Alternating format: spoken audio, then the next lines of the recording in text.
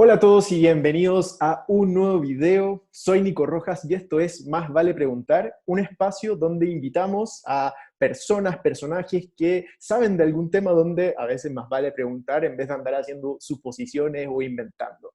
Y en este caso traemos a Claudio Poblete. Él es periodista gastronómico y es también quien lidera una organización que se llama Culinaria Mexicana, que ahí nos va a hablar un poquito más. Pero bueno, hoy lo tenemos acá para que nos cuente un poco en qué estatus está la industria, en qué estatus está la gastronomía mexicana y lo más importante, qué tips nos puede dar para nosotros atrevernos, ahora que ya se empezaron a abrir los lugares, atrevernos a salir, a darle un empuje a la industria y tomar las medidas para estar sanos y salvos, ¿vale? Entonces, Claudio, bienvenido. Esta es la tercera edición de este programa, de este canal, así que eres uno de los primeros invitados de esto que ya va agarrando fuerza. Y nada, te agradezco tu tiempo y te invito también a que te presentes y nos cuentes a qué te dedicas, qué es culinaria mexicana y todo eso. Nico, primero que nada, muchísimas gracias por la invitación. Felicidades por este nuevo canal que creo además muy puntualmente que ayuda mucho. Siempre en México decimos que no hay pregunta tonta, ¿no? No existen las preguntas tontas. Las que Más no se hacen, son las más tontas las que no se hacen. así es, entonces yo creo que un espacio de preguntar siempre es muy importante, porque también es importante estar informados con bases, ¿no? Y yo creo que pues para eso estamos. Pues yo soy Claudio Poblete, soy director de Culinaria Mexicana. Culinaria Mexicana es una editorial de gastronomía que tiene 12 años de existencia. Fundamos en junio del 2008 una editorial que se dedicara a los pormenores de la cocina mexicana sin ser solo la cocina de México, ¿no? Hablar más de la cocina nacional, hablar un poco de los quehaceres de una cocina que hace 12 años pues estaba empezando a tener una fuerza como en su momento lo tuvieron la cocina española o la cocina peruana. Entonces, a partir de muchas cosas que han ido pasando en la cocina mexicana, como el nombramiento de la cocina Como que ya se patrimonio van a inmaterial, ¿no? De la humanidad. inmaterial, que fue hace 10 años. En noviembre de este año vamos a celebrar ese nombramiento por parte de la UNESCO. Entonces creo que vino muy al caso hace 12 años la fundación de este editorial que me toca dirigir y que ha ido creciendo con el paso del tiempo en diferentes proyectos, ¿no? Revistas anuales, que es, por ejemplo, el Almanaque de la Cocina Nacional, que es una revista que cubre todo lo que pasa en los quehaceres de la industria de la gastronomía al año, que publicamos de manera impresa cada año. Este año, obviamente, se retrasó la publicación por todo este asunto de la pandemia, pero sale en noviembre un número especial dedicado precisamente a esto que vamos a platicar ahorita, que es la pandemia, cómo fueron sus efectos, cómo comenzó, cómo fue el desarrollo y cómo está siendo en estos momentos que estamos hablando ya de mediados de julio, más adelantado de mediados de julio, de cómo está siendo la reactivación, que es un tema incluso creo que más delicado y más importante que la propia pandemia. Yo te diría que este regreso está resultando para los restauranteros mucho más complicado que al haber estado cerrados 4 Claro, meses. porque tienen que adaptar su forma de trabajo, sus procedimientos, ajá, algo nuevo. Así es. Entonces, pues en esto estamos en Culinaria Mexicana. También hacemos la guía de los 120 mejores restaurantes del país. Desde el 2016 ya estamos cumpliendo 5 ediciones. Tú has estado Sí, me ya, tocó participar. Ajá. ya te ha Sí, tocado participar. muy interesante de partida. Yo participé en el evento donde fue la premiación, pero más allá de eso, la guía es tal cual, una muy buena guía para quien quiere Gracias. descubrir la comida mexicana alrededor de toda la República, porque al final te va dando orientación de dónde ir a degustar la comida mexicana estando donde estés, ¿no? Así es, y es un proyecto además, yo he creído desde que fundé Culinaria Mexicana en el trabajo en equipo. Me parece que es muy importante que sea un proyecto incluyente. En él participan 70 personalidades de la gastronomía nacional, desde sommeliers, directores editoriales, no importa de qué editorial sea, aunque sean competencia, y pues todos estos directores editoriales que nos acompañan cada año para visitar un promedio de 500 restaurantes con los cuales al final hacemos una guía de 120 y que para el 2021, te adelantaría, no lleva el formato de 120. Ok. El apellido 120 se va a quitar en 2021 y va a ser un directorio más que una guía, van a ser 300 restaurantes, pues para apoyar a la industria en esta reactivación que creo que es Buenísimo. muy importante. Sí, buenísimo. Y justo lo que hablas de la camaradería que se genera en la industria, Yo la verdad poco estoy metido en la industria y poco sé cómo son esas relaciones, pero la verdad cuando asistí al evento vi que había mucha hermandad. O sea, se levantaba también mucho la imagen de los chefs, que a veces para nosotros los comensales están desconocidos, no los vemos, están tras las cocinas, pero me gustó eso, me gustó lo que se generaba entre todo el ambiente. Así que felicitaciones por eso. No, muchas gracias. Y creo que además se pone en relieve algo que va a ser, y si quieres que entremos en materia Démosle. de lo que de lo que ha estado sucediendo, creo que la pandemia ha puesto en relieve varios vicios y varias malas prácticas, creo que dentro de la industria de la hospitalidad, y muchas de ellas fueron el desconocimiento que el mismo restaurantero o cocinero tiene de sus productores y de sus proveedores, ¿no? O sea, esta parte tan frágil de la cadena de producción que hay en un restaurante, en un hotel, en la cual a veces el proveedor o el productor, pues es un ente totalmente desconocido. O sea, tú sabes lo que te vende, tú sabes lo que te provee en el restaurante, pero no sabes cuál es su realidad a lo mejor, no sabes cómo son sus métodos de producción, no sabes lo mucho que les cuesta la cadena productiva.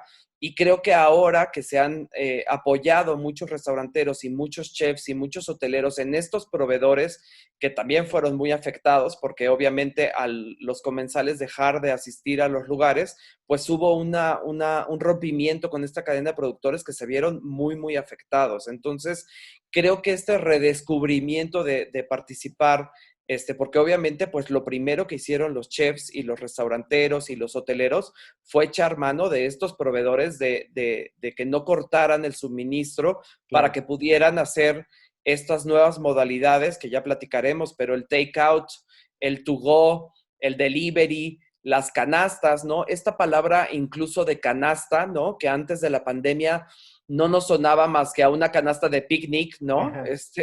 Que te llevas al campo para hacer un picnic, pues esta modalidad de la canasta que tú recibes, de un restaurante que tiene varios productos, algunos preterminados, otros ya hechos, listos para comer, pero que tú te organizas en tu casa, con tu gente, en el encierro, pues es una figura que creo que llegó para quedarse. Entonces, la pandemia también creo que ha explotado esta parte creativa dentro de los cocineros, dentro de los restaurantes, y hay ejemplos extraordinarios de gente que hizo todo para morirse en la raya y no tratar de no despedir a su personal. Yo creo que ese es otra, Lo más valorable también, sí. ese es algo muy valioso para muchos de los chefs mexicanos que hicieron pues lo imposible, ¿no? Para seguir. Ujú. Oye, y si tuviéramos que hacer en una línea de tiempo, ¿cierto? Desde un poquito antes de la pandemia, luego cuando recién comenzó esto, que estamos hablando quizás febrero, por ahí cuando empezó ya con un poco más de fuerza, hasta el día de hoy, ¿cómo ha sido el camino de la industria? ¿Cómo se ha movido en este vaivén? Mira, primero yo creo que sería importante dar el contexto de qué es la industria de la hospitalidad en México y qué representa, ¿no? Entendamos que el segundo empleador más importante en México de empleo formal es la industria de la hospitalidad, es Wow. decir, restaurantes y hoteles.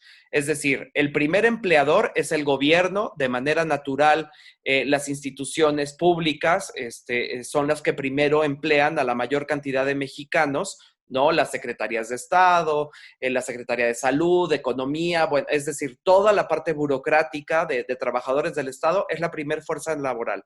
Pero la segunda industria que emplea gente, que emplea más de 2 millones de puestos de trabajos, es la industria de la hospitalidad. Estamos hablando de restaurantes, hoteles, y cadenas productivas, ¿no? Tiendas de autoservicio, qué sé yo. Entonces, imagínate la importancia económica que tiene el Ujú. haber cerrado una industria el 14 de marzo, que ya empezó, digamos, de manera formal el confinamiento. Pues imagínate la cantidad de mexicanos que se fueron a su casa, muchos de ellos se fueron sin dinero porque a lo mejor perdieron el trabajo de manera definitiva, otros se fueron con la mitad de su sueldo, otros con el sueldo mínimo. Entonces, ahí la contracción económica del país se ha sentido muy fuerte porque es una industria muy grande, porque son 2 millones de puestos de trabajo, pero si tú lo traduces en que de esos 2 millones, 5 Todo lo que se personas, genera después. claro, Ajá. 5 personas viven después de esos 2 millones, estamos hablando de 10, 12 millones de mexicanos que quedaron parados totalmente, ¿no? Entonces, esa creo que es la primera cifra que yo te daría. Y Como luego para la entender segunda, un poco la magnitud del la, impacto que tiene, ¿no? Ajá. claro, porque a lo mejor la industria manufacturera, la industria de la educación, la industria de la salud, o sea, hay muchas industrias en el campo del desarrollo humano, pero esta es la más importante en México. O sea, nosotros somos un país que depende en mucha medida de la cocina como un acto económico. O sea, yo te diría que México ha sobrevivido a terremotos, pandemias, cambios sexenales, crisis económicas a partir de la cocina, porque ¿qué es lo que hace un mexicano cuando dice, híjole, me quedé sin trabajo, me quedé, le estoy pasando mal? Oye, ¿que tu abuelita no hacía un pozole muy rico? Ah, bueno, pues vamos a abrir el garage de la casa y Sí. vamos a ponernos a vender tamales, pozoles, lo que haya. Pero entonces la cocina ha sido muy benevolente con este país, entonces es importante entender ese factor.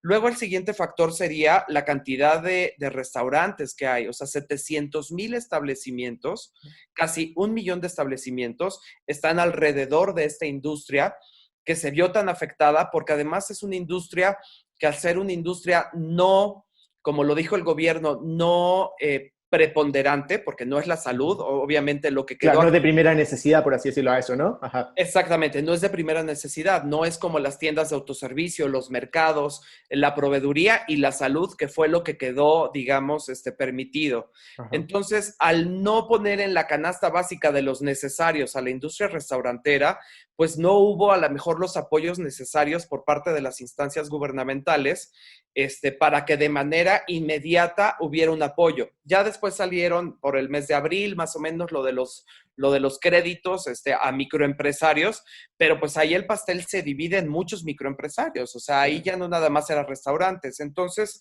creo que aquí dos instancias que lo hicieron bastante bien y que lo han hecho muy bien son la CANIRAC, la Cámara Nacional de Industria de Restaurantes y Alimentos Condimentados, que agrupa los restaurantes y que actuó como un portavoz para irles informando a los restaurantes qué es lo que estaba pasando, ¿no? O sea, Perfecto. pero desafortunadamente no hubo un apoyo a lo mejor económico para lograr subsanar la renta de los locales, la luz, los Un servicios. montón de costos fijos para que entienda la gente también en su casa que mantener un restaurante no es solamente el costo, digamos, variable de la atención, ¿cierto? Sino que hay Exacto, costos que tiene que pagar, opere o no opere el restaurante, que por exacto. ejemplo la renta, ¿no? Sí, la renta y que además en la especulación inmobiliaria en la que ha vivido México en los últimos años, con la gentrificación de muchas de las ciudades, hablando de Ciudad de México, Monterrey, Guadalajara, Mérida, Puebla, en el cual los centros históricos o las zonas de moda comerciales han gentrificado y han subido las rentas a niveles estratosféricos, ¿no? Entonces, los pequeños negocios que a lo mejor tenían familiares, 50, 60 años, que tenían pagando a lo mejor una renta congelada y que vivían al día, pues se han visto tan afectados que esta es otra desafortunada cifra que te voy a dar. Pero en este regreso, 20% de los restaurantes de todo el país no volvieron a abrir. Es No van a volver tremendo, a abrir. 20% es un número altísimo. Altísimo, porque no pudieron con la renta, porque no pudieron con los empleados, porque no pudieron con los proveedores. Entonces creo que esto pues nos demuestra que ha sido un tema importante para esta industria, ¿no? Oye, y ahora con esta reactivación, ¿cierto? Hace un par de semanas ya se abrió la posibilidad de que volviesen a operar. ¿Se ve una luz en el fondo? ¿Se ve una luz al final del túnel? ¿Hay algo más positivo? ¿Tenemos una noticia más positiva en términos de números, al menos? De números. Mira, vamos si quieres a seguir. Lo primero fue el cierre, ¿no? Ajá. ¿Y qué sucedió? Que primero se previó que fueran 45 días, como es una Una cuarentena. pandemia, creo que es una Una, cuarentena, perdón. Sí, una cuarentena. Tiene, una, tiene un límite. la gente entendió como cuarentena este periodo de tiempo de mes y medio, para los cuales los chefs empezaron a preparar, los cocineros, los restauranteros, los hoteleros dijeron, bueno, 45 días, voy a ver mis activos fijos, voy a ver qué tengo de pasivos, voy a ver cómo le hago para salir adelante. Pero cuando esto se extiende, ¿no? Cuando esto se extiende, ahí vienen los problemas y ahí surge el primer gran movimiento gastronómico de renovación, que fue abrir virtualmente los restaurantes y los hoteles, es decir, con las modalidades que ahorita platicamos al inicio, que fue el take-out, que es decir, tú llamas por teléfono al restaurante, haces un pedido y tú pasas por el Exacto. pedido de comida, de servicio, de lo que tú quieras. Y luego fue esta parte de acrecentar la parte de delivery, de to go, de pedido a domicilio, ¿no? En el cual muchos restaurantes, sobre todo los formatos de alta escuela o de gastronomía un poquito más avanzada, pues no tenían ni siquiera pensado Claro. el hecho de que su cocina tan detallada pudiera viajar en un contenedor y llegar a la casa, ¿no? Entonces, lo primero que empezó a suceder y que fue muy chistoso en cierto sentido, porque de gracia no tiene nada, pero que fue que se dieran cuenta estos chefs que ellos no podían ofrecer su misma oferta gastronómica de su restaurante gastronómico nice de tú las traes, ¿no? A domicilio, porque a la gente no se le iba a antojar a lo mejor el pescadito con aire y esferificaciones de gel, no, o sea, a la gente lo que se le iba a antojar era subsanar la necesidad de alimentación que tenías porque estabas encerrado. Entonces ahí los cocineros comenzaron a entender que tenían que bajarle 3 rayitas a su discurso gastronómico y que tenían que ofrecer gastronomía que fuera asequible para el día a día, ¿no? O sea, y que además fuera asequible entendiendo quiénes eran sus clientes y entendiendo que eran clientes que estaban encerrados en sus casas con sus hijos, ¿no?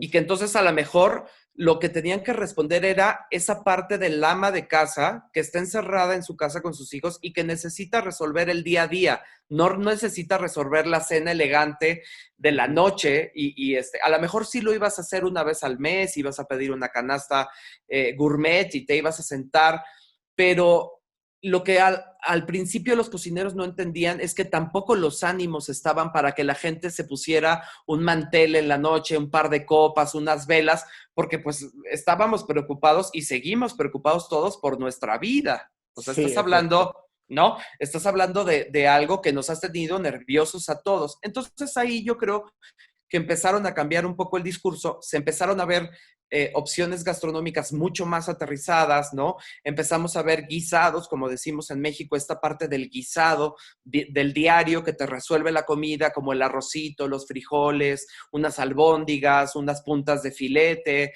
un pollito rostizado, y entonces ahí empezó a generarse conceptos nuevos. Y esto es algo que es bien interesante, pero hay muchos conceptos nuevos generados a partir de la pandemia que ni siquiera los mismos chefs sabían que iban a ser tan exitosos, ¿no?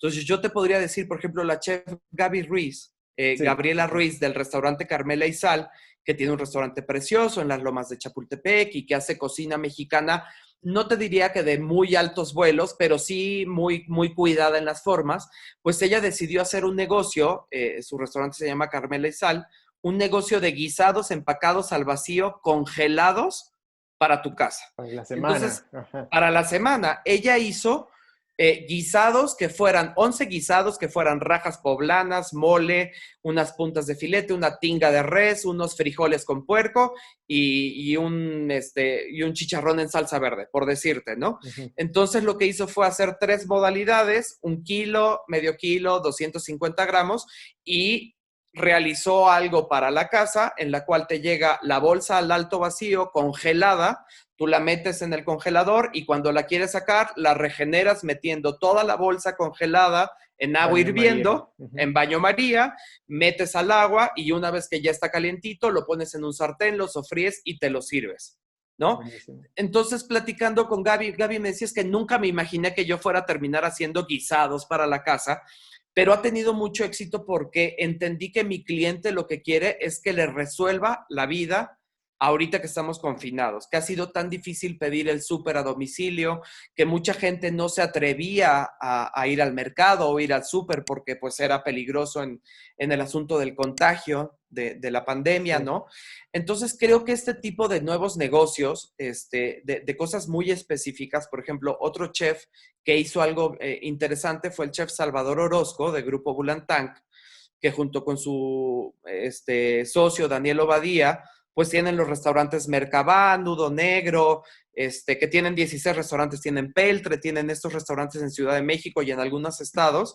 Y él lo que dijo es, voy a traer a la Ciudad de México una proveeduría de mariscos frescos del Pacífico mexicano y va a ser todo para casa, ¿no? Y lo voy a servir aguachiles, tostadas, ceviches y nada más, ¿no? Con una presentación. Tuvieron que reducir también la oferta, el menú. Ajá. Claro, eran 5 platos, ¿no? En los cuales tú podías pedir a este negocio que es un side business del grupo restaurantero y que fue muy exitoso porque la gente pues lo que también quiere es a lo mejor llega el fin de semana después de 2 meses y pues ya extrañas esa parte de salir a algún restaurante y comer los mariscos que además los mexicanos no somos muy afectos a comprarlos para hacerlos en casa. Casi siempre sales Sí. a consumirlo en un restaurante. El caldito de camarón es difícil que alguien lo haga en casa, ¿no? Entonces, creo que empezaron a entender las necesidades y hoy todas estas partes de delivery, de takeout y de to go llegaron para quedarse. ¿Y cómo ha sido en ese sentido, con estas innovaciones que han traído los chefs, la recepción del comensal, del consumidor?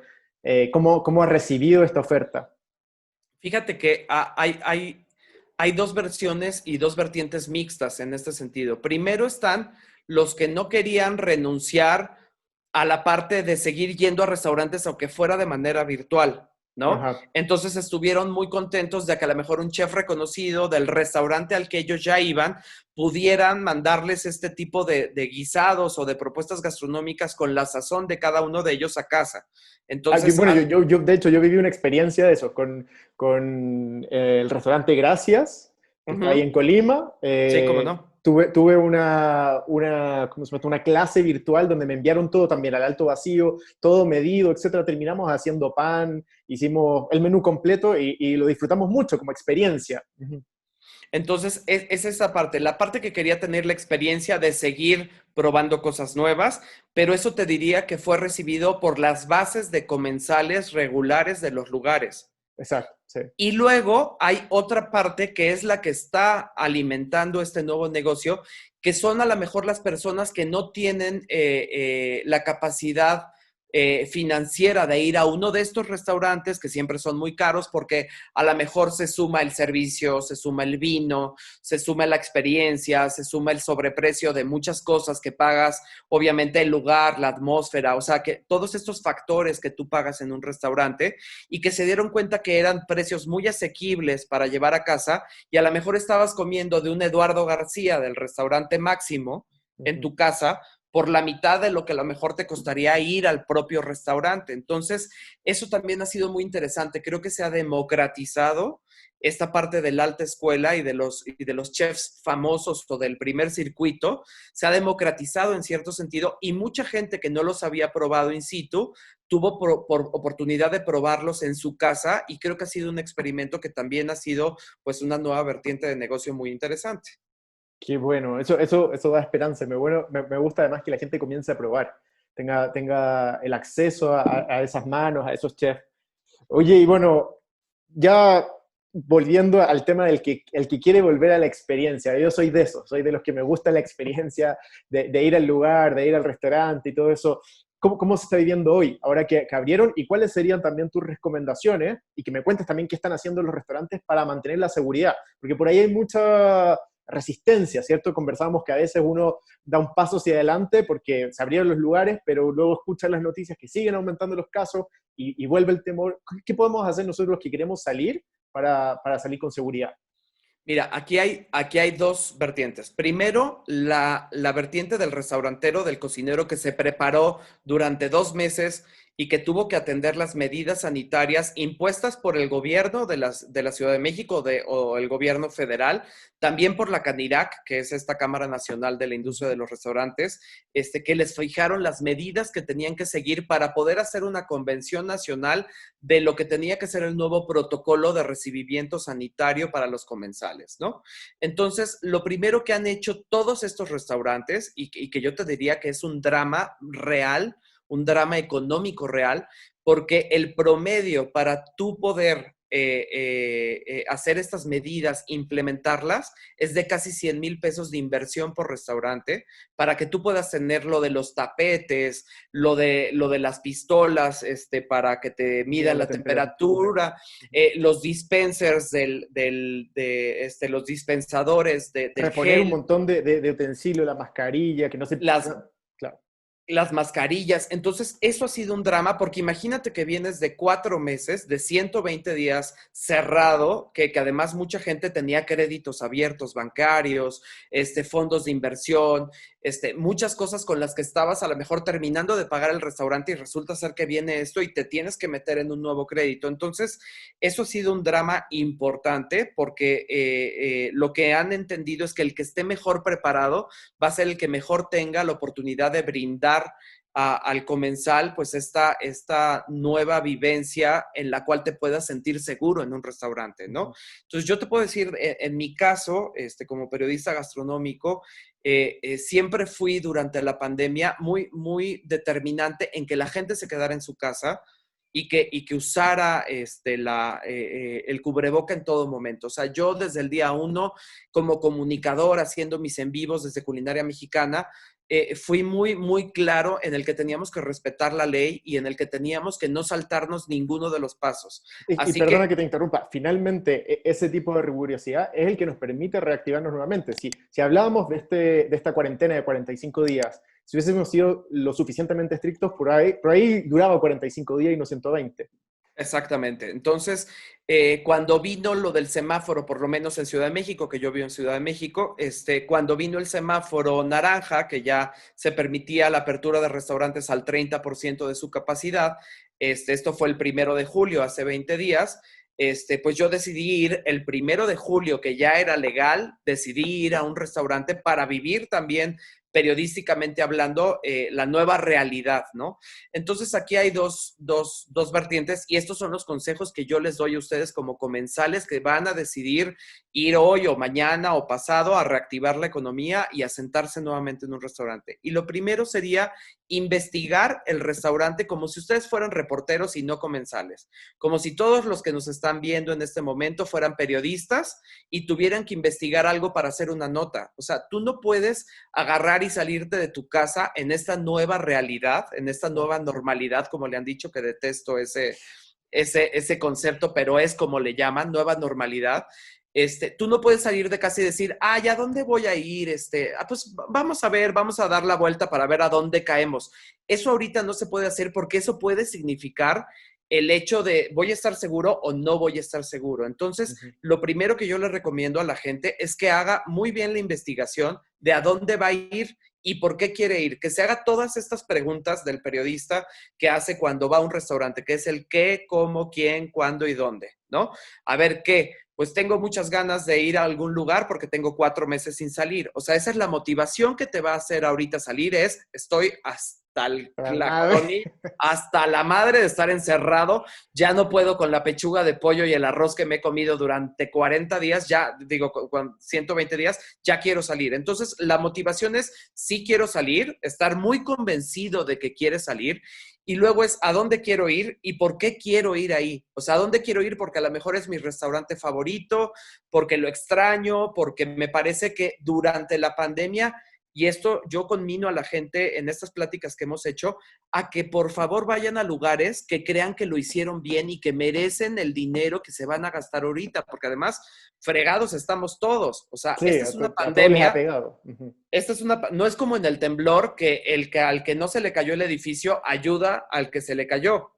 En este es un fenómeno al que todos se nos cayó el edificio, ¿no? O sea, todo el mundo anda gastado, todo el mundo anda preocupado. Entonces, vamos a ir a restaurantes que creemos porque los seguimos en redes sociales, porque los seguimos en el trabajo que hicieron durante estos 120 días, que merecen el apoyo, ¿me entiendes? Que te hayas enterado de que hicieron todo lo posible para no correr a sus cocineros, a sus meseros, que tienen buenas prácticas, o sea, de alguna manera eso se Premiar puede eso. saber. Ajá. Sí. Premiar yo creo que es muy importante. Luego, De hecho, el... o sea, finalmente, perdona, sí, Sí, sí, sí. justo el ir, el desembolsar tu dinero es justo ese premio, es ese voto de confianza para quien hizo Exacto. bien las cosas. Exacto. Y luego es hacer la investigación tal cual previa a través del teléfono. O sea, tú tienes que ir con la plena seguridad. Mira, yo en estos 120 días, desafortunadamente, uno de estos 120, porque a ver, es como dice mi esposa, en estos 120 días, además te sigues enfermando de otras cosas Ujú. y te da una paranoia de que cuando ya te está doliendo la cabeza o te enfermas del estómago, ya crees que tienes coronavirus, ¿no? Sí. Y en estos 120 días, pues han pasado muchas cosas a mucha gente en casa. Por ejemplo, a mí me pasó que Dulce y yo, el día que nos atrevimos a salir a correr, ¿no? Resulta ser que mi mujer se cayó. Se cayó corriendo y se ha hecho un moretón en la pierna que no nos quedó de otra más que ir a un hospital para que le Con un tomaran temor, una, con un miedo. con un miedo, y esto te estoy hablando de un poquito más de un mes, o sea, ya Ajá. estaba un poco más tranquilo, pero imagina, entonces yo no podía agarrar y con la premura del tiempo salir corriendo a cualquier hospital, o sea, tuve que investigar qué hospital obviamente primero está en mi seguro y después qué hospital no es COVID, si es COVID, cuáles son las medidas, cómo te reciben, o sea, no es llegar y salir por salir, ¿me entiendes? Y eso Entonces, mismo entonces deberíamos aplicar a los restaurantes y exacto, no, o sea, las mismas precauciones que estamos tomando para este tipo de casos que nos parecen lógicas, claro. debiéramos también tomarlo para dónde vamos a comer. ¿Para dónde vamos a comer? Entonces, tú hablar previamente al restaurante, ese sí es mi consejo. Hablen al restaurante y preguntar, uno, ¿estás guardando la distancia entre mesas? ¿O me voy a llegar al restaurante a sentar y me voy a dar cuenta de que no estás cumpliendo el 30%? Porque seamos sinceros, señores, somos mexicanos y los mexicanos nos pasamos Latinoamericano, yo diría. Ustedes son muy buenos para ya. castigar al mexicano, pero la verdad es que algo más latinoamericano. Ajá, Exacto. El latinoamericano le importa tres pares de cojones lo que diga la autoridad, ¿no? Y entonces ahí nos vamos a hacer la huevada de meternos, ¿no? A un lugar que está atestado, porque resulta ser que, claro, ahorita la apuración del cocinero, del chef, del restaurantero, es recuperar lo perdido, yo lo claro. entiendo, pero no lo puede hacer a partir de exponerte y de tener su restaurante atestado de gente en el cual tú te sientas pues en la desconfianza. Ya se demostró y salió en el país un reportaje muy amplio con unas gráficas muy bien explicadas que si tú estás en un lugar cerrado de más de 40 personas con un aire acondicionado corriendo, el contagio Se es da. Ujú, inmediato, sí. se da, Y sí. al final el restaurantero al final va a ser contraproducente, porque al final se van a detonar casos en su lugar de trabajo y va a tener que cerrar nuevamente. Entonces yo creo que sí es hablar y preguntar, oye, ¿qué medidas estás haciendo? Si ya tienes un menú en línea, me lo puedes mandar por WhatsApp, me lo puedes mandar por correo para que yo ya llegue incluso con la cuenta, con el pedido, con la comanda hecha en un papelito de esto es lo que Sí. quiero. Mire, ¿Me yo, entiendes? yo he tenido la experiencia también de salir y me ha gustado cómo también incorporan la tecnología. O sea, algo tan simple como los códigos QR lo Claro. han puesto sobre la mesa y tú lo escaneas con tu teléfono y ya tienes el menú sin tener que tocar absolutamente nada. Sí, y aquí lo que es también importante es saber que en Latinoamérica, ¿no? No estamos todos, tú a lo mejor sí, porque pues eres millennial seguramente, ¿no? Claro, claro. Y pues todos andamos con el telefonito en la mano y podemos lo del QR, pero para aquella gente, para aquella generación que no está adaptada a un código QR, que no le va a gustar, tienes que tener diferentes opciones, ¿no? O sea, Ujú. tienes que tener el menú a lo mejor impreso desechable, que no me encanta porque pues es también generadora de residuos al por mayor, pero a lo mejor puedes tener en el restaurante a la antigua un pizarrón de pie con una letra muy buena, con los precios a la vista, con un menú reducido para que tú llegues, el mesero llegue, te ponga el pizarrón, lo veas y puedas pedirlo. Pero entonces yo creo que el comensal tiene que ayudar mucho a que el Ujú. restaurante no se sature, ¿no? O sea, me ha tocado estar en algunos restaurantes ahora en la nueva normalidad, en los cuales, por ejemplo, las señoras del baño, ¿no? Las señoras que están Sí. en la limpieza, las afanadoras, están como gendarmes, como policías de, señor, perdón, no puede entrar al baño porque dejó su cubrebocas en la mesa. O sea, eso es lo que hay que hacer. O sea, depende también mucho del restaurantero, darle esta confianza al comensal de que no va a infringir él mismo las reglas y de que no te va a permitir a ti como comensal infringirlas. ¿Me Sí, creo que entiendes? ahí tienes un punto también desafío para los latinoamericanos, volviendo a ese punto, de la autorresponsabilidad, ¿no? O sea, porque nosotros sí, no tenemos que poner toda la responsabilidad tampoco en el restaurante, en el lugar. Nosotros No, también tenemos parte de eso. Nosotros también podemos ser un agente de contagio. Pero sí, no por solamente que supuesto. nos vamos a contagiar nosotros en el restaurante. Entonces, Claro, resumiendo un poquito aquí los tips que lleva, sería, primero que todo, reconocer y entender por qué es que quiero salir, ¿no? O sea, cuál exacto. es esa motivación y a ¿Cuál es qué la lugar quiero, urgencia? cuál es la Ujú. urgencia y a qué lugar quiero ir para no tener que andar pululando ahí, dando vueltas, buscando qué. Segundo, informarse, ya que tengo claro a dónde voy, si ese lugar está tomando las medidas, si lo ha hecho en el tiempo para poder premiarlo, ¿cierto? Llamar, ahí informarse. Y luego, estando en el lugar, ser responsable con las medidas que está tomando el lugar y ayudarle, ¿no? Y sabes qué, y ahí vuelvo a la mejor aquí sí más específicamente al mexicano, porque tú sabes que los mexicanos somos mucho de sobremesa.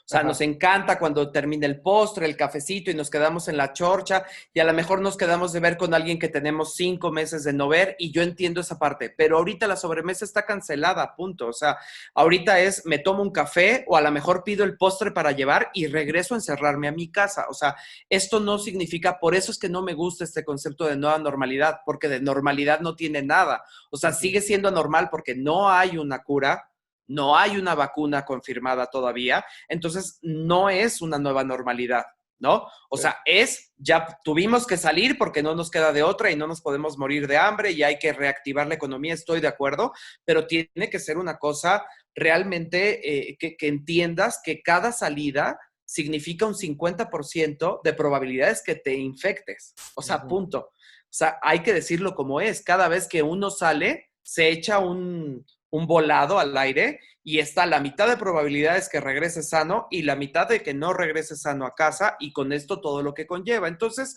yo creo que si tú tomas en cuenta eso, o sea, otra de las medidas que yo le recomiendo a la gente es que ande con su liquidito, con su Con su alcohol alcohol, gel, ajá. con su gel, con su alcoholito, e incluso aunque vea que los cubiertos llegan con la bolsita sanitizados, pues les estés poniendo gel a tus cubiertos, te Que no estés nos dé pena hacer eso, ¿no? Claro, o sea, yo hoy fui al restaurante Raíz, que está en Polanco, que está estrenando un nuevo chef, que Ujú. es un gran, gran cocinero michoacano, y tenía muchas ganas porque él está empezando, está reactivando, y me dijo, oye, a ver si vienes a probar.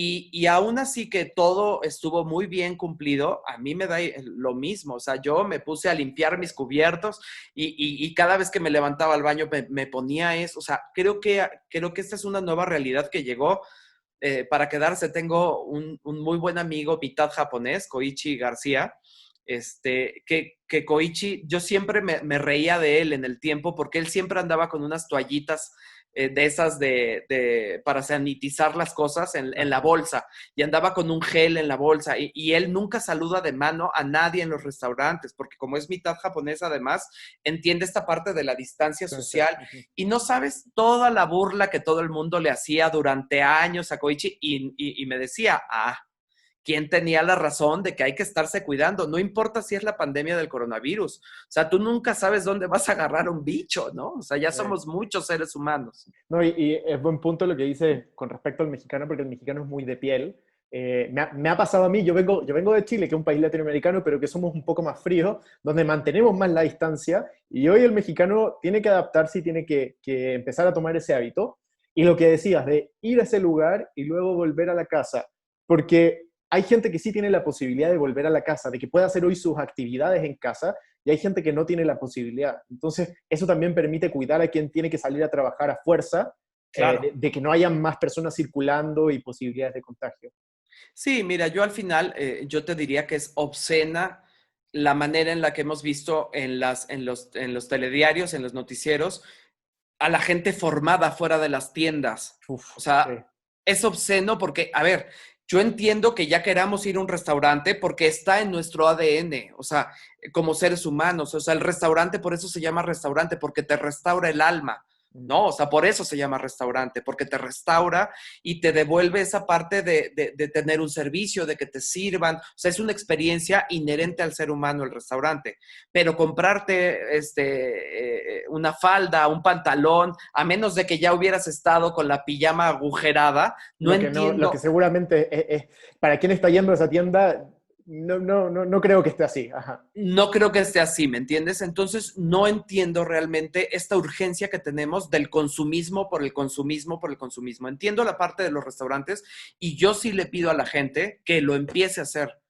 O sea, así como estuve muy férreo 4 meses diciendo que la gente no saliera, ahorita le estoy diciendo a la gente salgan, pero salgan con estas nuevas medidas, porque en la medida de que tú te acostumbres a salir como Darth Vader a la calle, Ajá.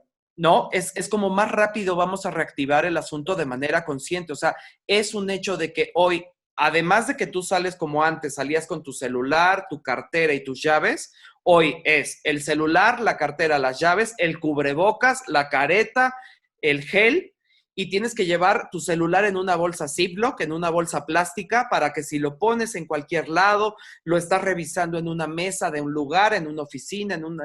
No, o sea, porque el celular es lo que más también ha Sí, lo que más ayudado, vamos tocando y vamos manejando. Sí. tocando. Entonces yo creo que sí es bien interesante el hecho de saber que tenemos un nuevo outfit, un nuevo traje para salir, ¿no? Sí. Y eso solamente lo vas a saber si sales. Perfecto. Oye, y desde culinaria mexicana, ¿cómo están tomando esto? ¿Qué apoyo están haciendo a la industria? Cuéntame un poco de Mira, eso. fíjate que tuve casi siempre cada año, me armo las vacaciones familiares con mi mujer, con mi hija, a principios del año. Tú sabes que nosotros presentamos la guía de los 120 restaurantes en enero. Y después de esa fecha, que es a mediados de enero, yo termino realmente devastado. Después de 5 meses de planearla, juntar las fotos, conducir el evento, entregar las placas, yo quedo harto de la vida y siempre hago, a diferencia de la gente que hace a lo mejor en el verano o en diciembre sus vacaciones, yo siempre me hago las vacaciones en febrero y marzo. Ujú. Con lo cual, este año me hice las vacaciones, mi familia vive en España y pues allá voy a dar en febrero a España y Wow. me agarra la pandemia, me agarra la pandemia en Madrid y los primeros días de marzo, cuando empieza esto ya a ponerse muy grave, me logro subir al último vuelo que dio Aeroméxico regular y que yo tenía Tu mi, ticket. mi, mi ticket de regreso con mi esposa, mi hija, y yo te podría decir que 5 días antes de regresar a México estuve comiendo en el Diverso Ujú. de David Muñoz, que es este gran restaurante, y ni siquiera él, que es el gran chef de España, ¿no? Que es el gran restaurante, pues no tenía ni idea de cómo iba a venir. O sea, platicábamos de, oye, ¿tú qué crees? Está ya empezando la pandemia en Europa. No, yo creo que esto va a ser una cuestión de medidas sanitarias, pero jamás nos dijo, oye, vas a cerrar, ni nosotros también le dijimos, oye, ¿qué estás pensando cuando cierres? O sea, no existía el Ajá. concepto de vamos a cerrar, ¿no? Entonces, cuando empieza ya esta locura, que ya nos tuvimos que quedar encerrados los últimos días en Madrid, ¿no? Porque ya estaba Sí, ya no declarado, podía salir, sí. Ajá. ya era el estado de sitio total. Me empecé a dar cuenta de que esto iba a pasar en México en algún momento. Si ya estaba pasando en Europa, en América iba a Se empezar a venía de pasar. alguna forma. Entonces yo regreso el 13 de marzo, que es justo cuando al otro día empieza aquí el asunto a cobrar importancia, ya había algunos casos, empecé a hablarles a los chefs de la guía de los 120 y empecé a decirles qué medidas estás tomando y había mucha incredulidad todavía de que fuera a haber un cierre tan marcado, ¿no? Entonces, lo que hicimos fue una campaña que empezó el 15 de marzo más o menos, que se llamaba Bonos Gastronómicos, Ah, sí, que me fue una, acuerdo. que fue una campaña exitosa en el sentido de que pareciera muy común el hecho de que tú puedas pensar en una campaña de autogestión de fondos Ujú. para rescatar tu restaurante, pero esto realmente era desconocido para cualquier empresario y para cualquier restaurantero. Entonces lo que hicimos fue hablar con varios amigos mercadólogos que nos ayudaron primero a diseñar el nombre, que no fuera gift cards, la venta de gift card o de tarjeta de regalo, Ajá. porque lo primero que hace el ser humano en una situación de contingencia es dejar de comprar cosas suntuarias o regalos o gift cards. No las vas a comprar porque no las necesitas. Entonces, este mercadólogo con el que hablábamos nos dijo, tienes que ponerle bono gastronómico para que la gente entienda que es una ayuda que tú vas Claro, a como una darle. inversión, una ayuda. Ujú. de manera anticipada y que cuando termine la pandemia o cuando se reabra, vas a poder redimir esa ayuda en una experiencia gastronómica, ¿no? Entonces, la verdad es que fue muy bonito ver esta parte de cómo cada restaurante en sus redes sociales, que ya aprendieron que sí sirven las redes sociales, pero Los que no sabían todavía ya ahora sí se dieron contra el muro.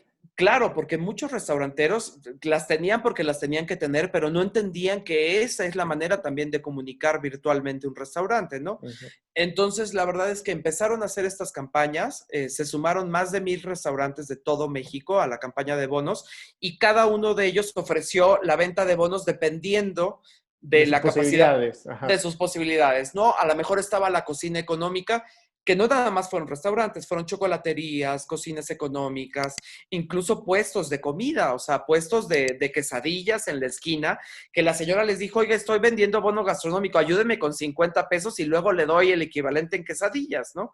Entonces, realmente fue muy interesante, se logró de alguna manera y he recibido muchos correos y muchos mensajes en los cuales nos dicen por lo menos 2 meses pudimos Ajá. anticipar las necesidades y esto nos ayudó a no quebrar. Ahora que ya están regresando a los restaurantes, pues ya están redimiendo los bonos con comidas, con una botellita de vino, con una experiencia, una clase, qué sé yo, ¿no?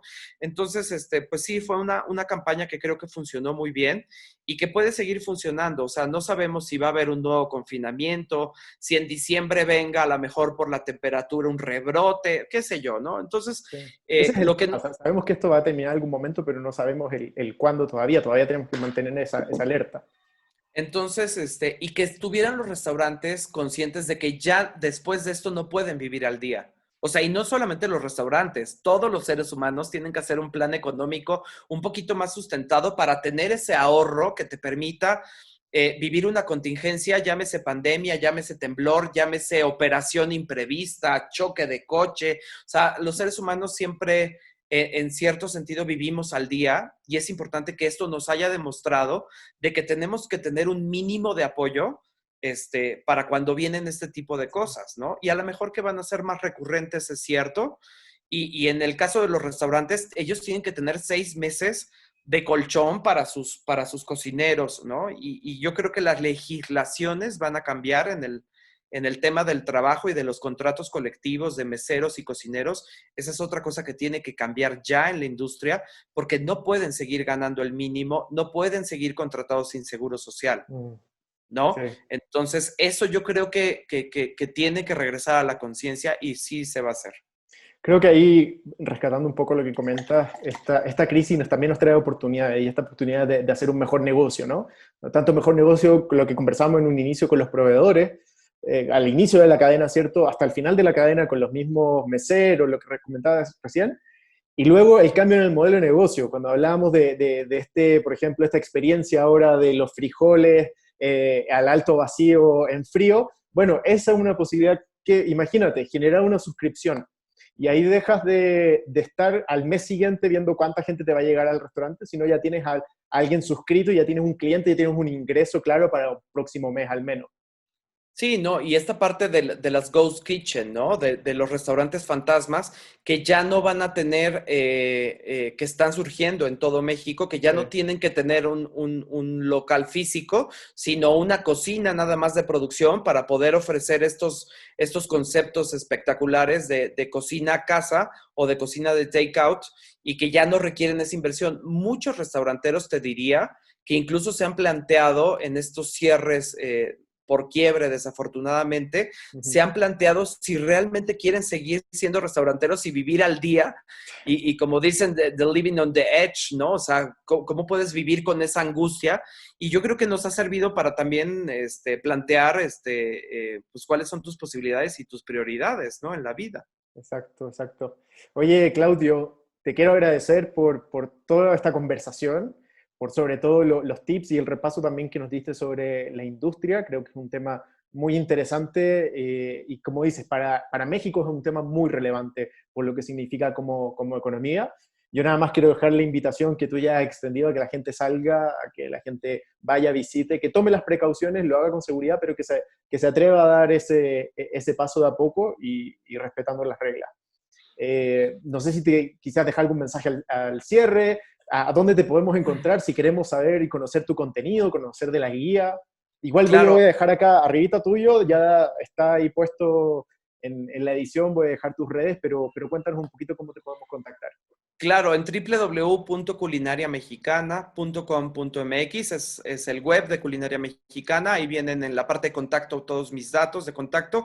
Y también es importante decirte que seamos no jueces y no nos andemos peleando con la gente en la calle, ¿no? Porque ya también la violencia social, de por sí llevamos 120 días Sí, en una olla de presión, encerrados en claro. una olla de presión, en una neurosis, pero es importante que exijamos que a quien le vas a comprar, que a quien vas a ver, también lleve las medidas de sanidad, ¿no? O sea, que no nos dé pena decirle al marchante en el mercado, póngase el cubrebocas, ¿no? Si quiere que le siga comprando, póngase el cubrebocas, póngase unos guantes. Si vamos a un restaurante y vemos que en la cocina nadie tiene, pues nos salimos y punto, ¿me entiendes? O sea, yo creo que es importante que si no lo exigió el gobierno con todas sus letras en estos 120 días, lo exijamos entre nosotros porque es la única manera en la cual nos vamos a sentir a lo mejor igual nos contagiamos, pero nos vamos a sentir más seguros, por lo menos, ¿no? Y es un acto de civismo,